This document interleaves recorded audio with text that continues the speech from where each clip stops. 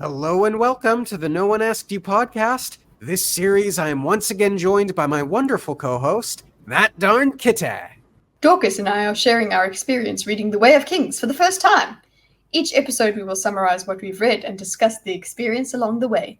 This is Storming the Archives, The Way of Kings, and today we discuss the first interlude. The first interlude! I won. Ishik. Ishik of the Pure Lake whistles to himself after a less than successful day spent fishing. He carries his buckets of fish toward a meeting with some very odd foreigners. Once the Pure Lake had been part of the nation of Sela Tales, one of the Epoch kingdoms. Ishik reflects that his god, Nuralik, knows that the boundaries of nature are vastly more important than the boundaries of nations. The high storms aren't nearly so bad at the Pure Lake than other places.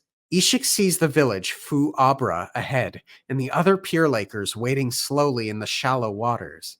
A brief lackadaisical conversation with fellow Pure Laker Thaspik points Ishik to Mabe's home, a location as close to an inn as the village has, where he would meet with his foreigners. Ishik doesn't understand why more people don't simply come to live at the Pure Lake, but then walks the thought back at the prospect of too many strange people inhabiting his home. Mabe, a stout woman, has been trying to court Ishik for years. He briefly considers letting her catch him. Mabe points out the foreigners, and Ishik reacts viscerally to their foolish attire and demeanor. They wear shirts and shoes. They keep their feet out of the water. He thinks the foreigners are fools. Mabe offers Ishik a free fish stew to make up for Voon Makak's cursing, hoping he might owe her and subsequently wed her. Fortunately for Ishik, he caught a coal grill early in the day. The fish would help Mabe's chronic pain. Now she would be in debt to him instead. She laments that she'll never be able to catch Ishik, but Ishik comments how hard it is to catch a fisher. Ishik proceeds to meet with the three foreigners. These foreigners are uniquely strange. The dark-skinned Makabaki don't look like Makabaki. The tan, dark-eyed man who looks like an Alethi has a different eye shape than the Alethi. Ishik can't be bothered to learn their names. He's confident they gave him fake names anyway, so he simply thinks of them as Grump, Blunt, and Thinker. Thinker has a notable scar across his scalp. Grump and Blunt are upset that Ishik is late, which causes some confusion for Ishik, who is certain he came on the right day. He quickly learns that they had expected him at a specific hour, which Ishik simply finds foreign. Ishik reports that he has been to Fu Rales, Fu Namir, Fu Albast, and Fu Moran in the last month, but nobody has seen the man they're looking for. Blunt notes that he hasn't heard anything in 5 months. Grump asks Ishik to swear it by his god, Nuralik, which alarms Ishik. The foolish foreigners didn't know you were supposed to pretend Nuralik's younger brother, Voon Makak, was their god, so that he wouldn't get jealous. Ishik has been looking for a man with white hair, clever tongue, and arrow-like face. He had been given many names this person might go by. Ishik offers to find a special fish that might be able to locate this hoid they're looking for. Blunt, Grump, and Thinker speak briefly, revealing the names Vau and Temu, before switching to a foreign language Ishik does not understand. The foreigners give him more instructions and a pouch of spheres. Ishik wonders if he should let Mabe finally catch him. As Grump heads off, Ishik hears him say, "Where are you, roamer? What a fool's quest this is. Alavanta Kamalu Kayana." Ishik chuckles to himself, then heads off to check his fishing traps. I, too, Non-Balat.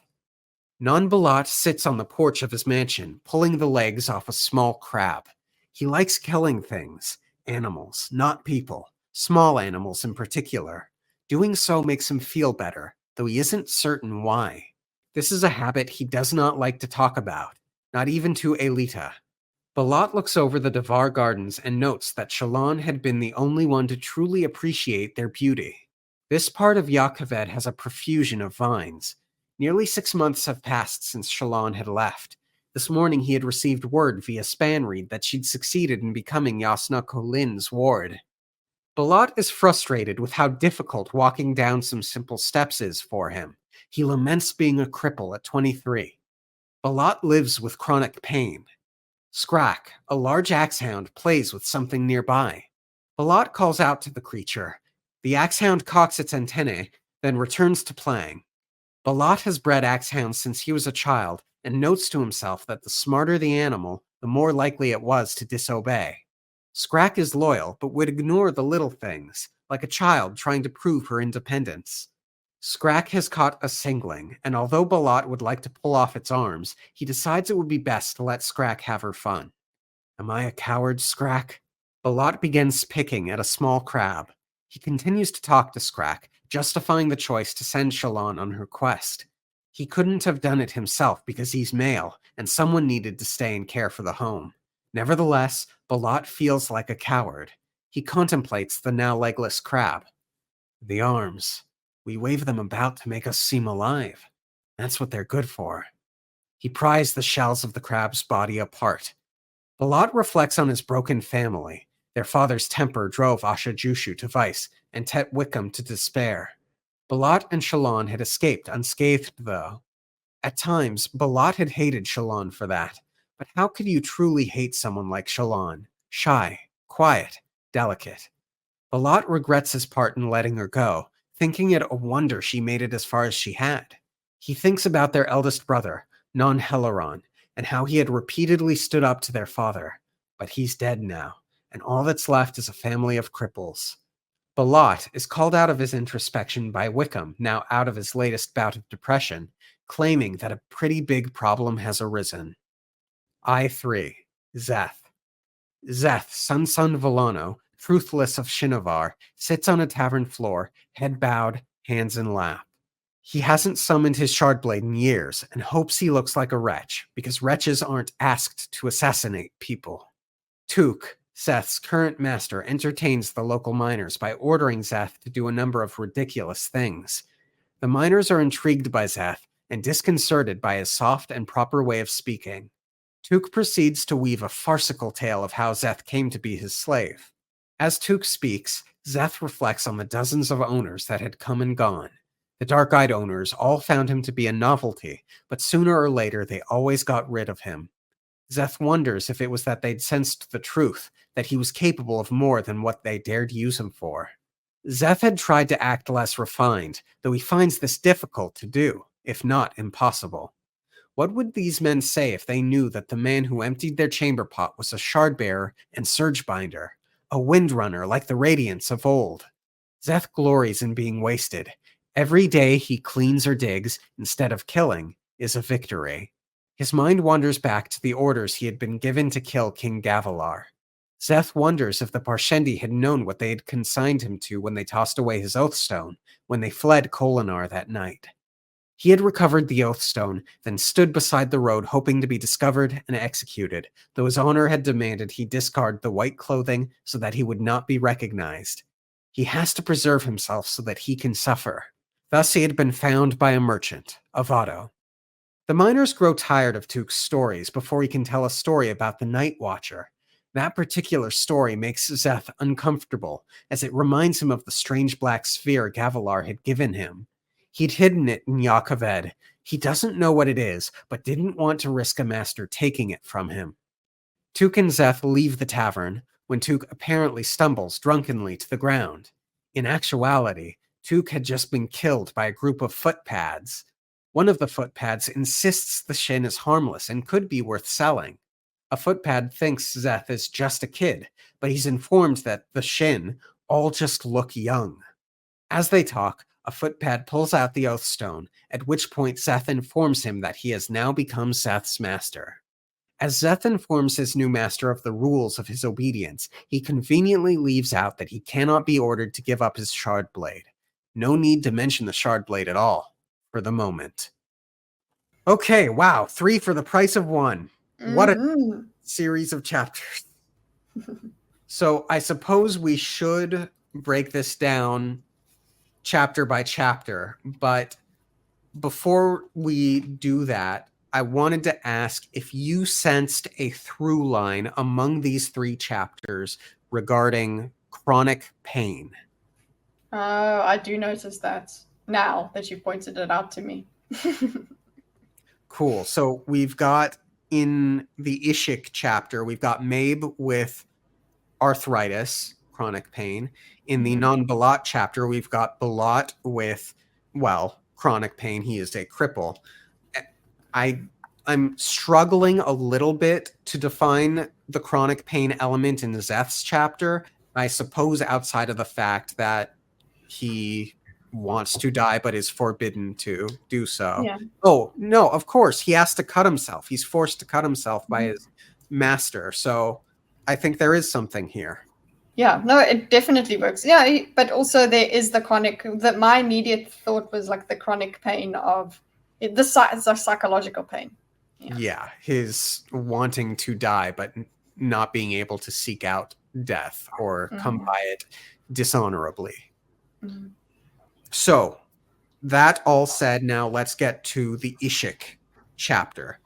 Someone gave us a sort of a spoiler, not spoiler, spoiler comment, and then I guess there was this long discussion under that comment regarding whether or not it was in fact a spoiler. I opted not to read the comment out of an abundance of caution. The sense that I got from what little I did see is that this is effectively the cameo chapter. Now, from what I understood thus far regarding Hoyd and the nature of the Cosmere, I feel like you and I could have guessed that this is essentially Cosmere related and on a grander scale. Would you agree with that? Yeah, just because of what I've been informed of Hoyd was. So I guess we're saying his name now, but it's okay, we can. Yeah. I don't think at this point we would be able to determine who Grump, Blunt, and Thinker are, but that's fine. It's enough to know that they are noteworthy. Yeah? Yeah, I'm good with that. There is so much, it is all very complex. The Cosmere is very involved. I am absolutely okay with my ignorance. Yeah. I'm noticing some recurring themes, I think, in certain things that Sanderson writes. Like I'm seeing a handful of parallels with Ishik and Shadows for Silence, which we just got off the heels of doing a live reading for. Check it out, folks. Do you agree with that, Kitta? And with Sixth of the Dusk as well. Sorry, continue. Just what do you see in common with it? Just the style, what? The like people coming to my land kind of thing. Yeah. Yeah, in terms of the Sixth of the Dusk and Ishik comparison, we've got this sort of foreigners are so foolish, they are so odd, and they're coming here kind of an element. And then I think with Shadows for Silence, we got a little bit of shoeless stuff going on, and we've got the inn. Maybe I'm reaching. I could be reaching here. No, I see what you're talking about. I see the parallels. It's recurring. That's all. You just notice. It's not that we have to do anything with it. Yeah. Ishik seems nice enough. Yeah. I hope he settles down eventually. Yeah. Oh, and with Shadows for Silence, we have Dagon who's saying, I should see if Silence would be a good wife or not. I don't know. And then in this chapter, we've got Ishik and Mabe with the whole, when are you going to catch me dynamic. So there are parallels. Yeah, there are. And her place is the closest to an inn they have in their town. So it all works, I think. I like it. And I do like that dynamic between Ishik and Mabe. Yeah. If you know, you know, I suppose. This is usually one of those it feels like this could be an if you know, you know thing. That they know what happens. The people in the audience know that we see Ishik and what happens to him. I just want him to settle down. I don't want him to recur in the story. I want him to just be happy, okay? That's all. Yeah. I really like the religion with Von Makak and the other one. This idea that one is a jealous younger brother, so everyone has to pretend to worship him, because the other one is neuralic, is just going to be like cool with that. So Uh, frequently you hear stories in mythology about brothers mm, killing brothers for their position. I think in Egyptian mythology it's Set. So this is like a nice little tweak to that mm, dynamic. yeah, but we've got the Vun Makak is the bad guy. The younger The brother, and Yeah, the younger Nurawik brother. is the older one. It's the real one that you worship, but you got the other guy. The other guy's got a. It seems foreign to us, but it's foreign to him that these guys don't understand it. So I like that, playing around with belief systems. Did Sazed mention a religion that sounded sort of similar to this in Mistborn? I can't remember, but I feel like he might have. I don't know. I would be lying if I said I knew. I really do want to go back and take note of all of the religions that Saz had mentioned in that first book. I'll do it at some point, I'm sure. One day. Yeah. The Pure Lake as this very wide but somewhat shallow lake, I think is kind of neat with people Yeah. wading in it. They wade in it all the time as well. Like they are. It's weird for you to wear shoes ever. Also, your feet are just always in the water. Like there's water in the house. That was interesting. Yeah. Mm. Yeah, I like that. And then they have magic fish. Yes, all different kinds of fish that have different qualities and things like that. Do you think it's superstition as the foreigners thought? No, I think some of it, as usual with such stories, there is a grain of truth, and the then the superstitions make it more than it is. Yeah, But I think there is still magic there. I agree. I agree. And it's so interesting to experience such a relaxed, carefree part of this world. Even the high storms don't upset this place too much. Like it's so much of a non-issue for them that several of these people live outside with their rafts, even during storms. Yeah, they sleep in their rafts. And then, of course, Hoyd is out here doing something concerning, Yeah, probably. I don't know. I don't know what I'm supposed to do with it. With like, if I didn't have the knowledge, I'd be like, okay, this is just this person called Hoyd. Okay, Yeah. and then. But obviously, we recognize the name from Mistborn. So, But I would be saying, well, what happens with him in this book? Like he's here. It's not yeah. just a flash. This is an introduction of him. If I hadn't read Mistborn or anything like that, I'd be like, okay, so what happens with this search for this guy? What happens with Ishik and searching for the Roma? And is Hoyd a goodie or a baddie? So, thus far, we've essentially had 3 exposures that we're aware of, right? So, we've got his interaction with Kelsier, and if he's helping Kelsier to some degree, I consider that to be a good thing, although I don't recall how valuable the information he gave was. He sort of misled regarding Shan, and I suspect he knows that Shan was a Mistborn and not just a soother. Nevertheless, he did that. We have sort of meta knowledge regarding Hoyd's involvement with Shai in the Emperor's Soul. And I don't count that as because it's meta knowledge. okay, I'm kind of counting it because, You well, can, now because you we know it. already know it. Mm-hmm. We have been made aware of it. Mm-hmm. Careful about Hoyd spoilers in the comments. I no spoilers, please. But Hoyd sort of set off that chain of events in the Emperor's Soul, as I understand it, and that bred a net positive regarding what Shai was able to accomplish with the Emperor. So then we've got this, which feels a lot more nefarious. We've got 3 figures hunting Hoyd down, which I think grants Hoyd this aura of danger. Like he's a dangerous individual, yeah? That the shadiness of the people that are looking for him. But what stuck with me the most was because it was at the end. He is called Romer by the guy that's one of the guys that's looking for him, and that word just makes me think of, and now considering just that he's all over this universe, that I understand that word. That's how I'm seeing Roma, and I'm seeing it as kind of mischievous, and there is the self-serving thing that I feel from it, but not necessarily evil. I feel more a mischievous sense of him. Gotcha. I don't disagree. Is that all we have to say on Ishik? Yeah, I think so.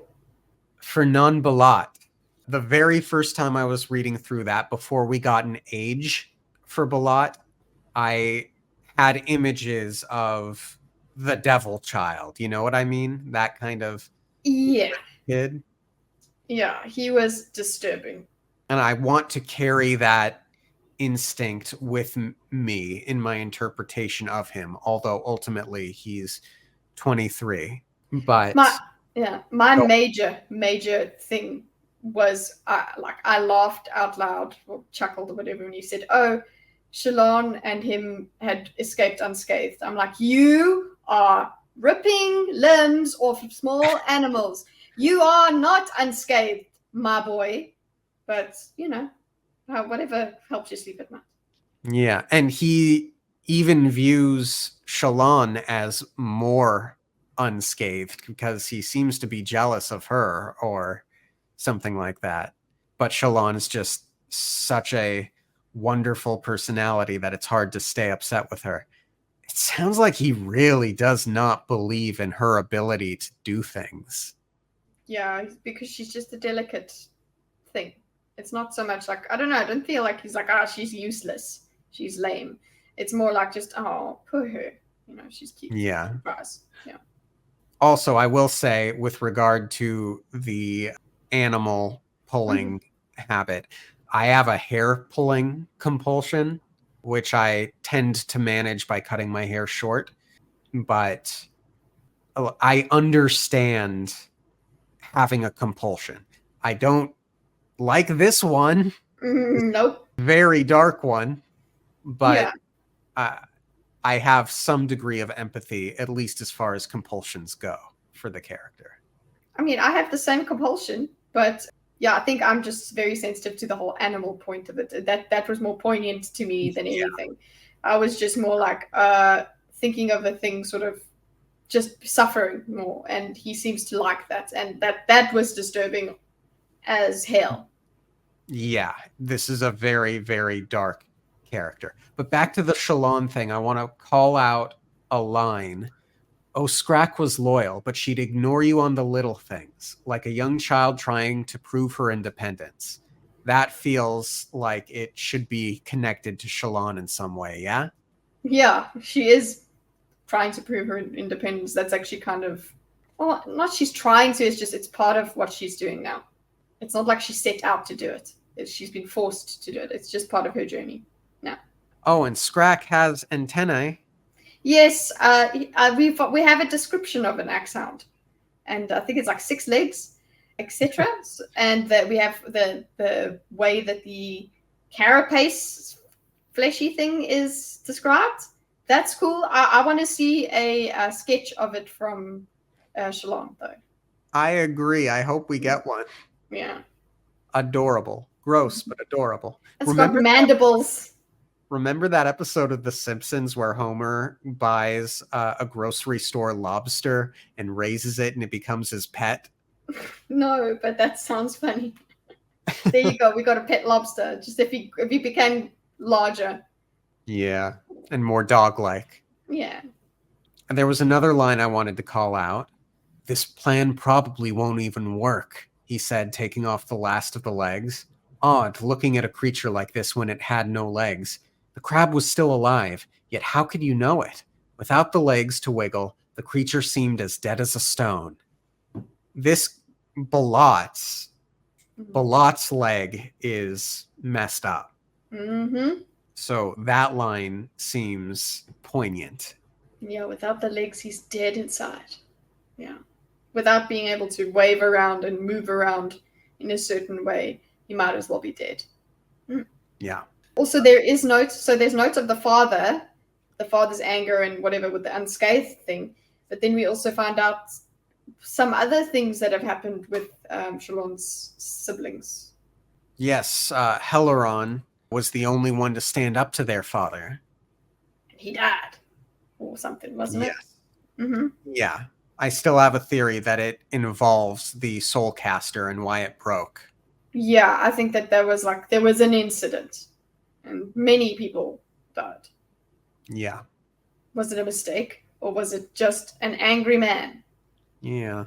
And Wickham, is it, suffers from depression? No, okay, I'm not. Well, they call it melancholy, but that's Okay. what depression is, essentially. Yeah, that's what it was called. So yeah, the whole family is obviously broken, and I think back to the book that Shalon mentioned to the book merchant when she was dressing him down. It continues to feel like an appropriately poignant. Wow, poignant is the word of the episode, apparently. No, yeah. Book to bring up. It's actually, that's quite scary. It's like, is that what happened with them? That it could have happened that way? Her dad went mad? I think you're right. Right to bring it up. It's important to actually keep that in mind. Yeah. It's notable. Anything else for Balat? Also, Nan means the eldest. So just a reminder. Yes. You've been calling him Balat. Nan is known as Nan because Helaron died. He was Nan Helaron. Now it's Nan Balat. Just to Interesting. I did not clue into that. Well, smart. Smart. And I missed it. Yeah, it says their eldest brother, they're known as Nan Helaron, as he'd been the first son. Yes, I see. Yeah. And it's interesting to note it's spelled N-A-N, and the Nons of the Dark Eyes are N-A-H-N, but clearly they sound similar. So. And they do the same sort of thing as ranking. Yeah.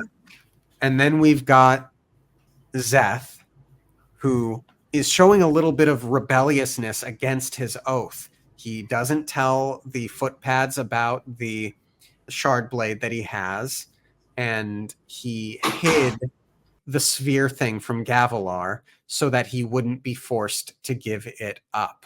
He's showing quite a bit of agency for someone who's supposed to just not care. Yeah. And I like that he's loving his obscurity right now, to a point, at least. So what do you think of a windrunner like the Radiants of old? Clearly the Radiants were very powerful and could do some very powerful things. And I wonder if this is just a Zeth thing and his little order of Oathkeepers, or if it's an all Shin thing. I feel like it's not an all Shin thing. I think like not all Shin are windrunners, if you know what I'm saying. Yeah, it's like a truthless thing. Yeah. Maybe. Yeah, and we still don't exactly know what truthless is. Yeah. It's once you've taken some sort of oath or whatever, you become truthless or whatever it is. Obviously, the sphere King Gavilar gave him will become a MacGuffin of some kind, yeah? Yes, absolutely. The Parshendi threw away the Oath Stone. Yeah, damn. Oath stones are a thing. We've got oath stones. Yeah, whosoever holds the Oath Stone becomes his master. So, in theory, someone could steal the Oath Stone. And therefore steal him. But it's up to him. I don't know, is he magically bound by this thing? Or is it honor bound? That is what I would like to know. Well, I mean, and that's probably apropos for what the Heralds did, because they took up their oaths and then dropped them. So what does that mean for Zeth and his oath stone? I think apropos was not the right word for what I was looking to say, but I didn't want to say poignant again. No strong opinions on Took or his new masters. It sounds like they come and go. Yeah, he's gone through a whole bunch. We've gone through this with, I suppose, with Kaladin. So Although back to the parallels, again, we've got a tavern with someone telling stories in exchange for other people buying beer. So Yes, right along. Yeah, that does happen. yeah. Is there anything else to say? Well, we have Zeph back, kind of, but I don't know when we see him again. Yes. Yay. Mm-hmm. All right, then. Thank you all for tuning in. Subscribe to That Darn Kitty if you have a chance. She's got a great channel. Have a great rest of your week, and we'll see you next time. Okay, there we go.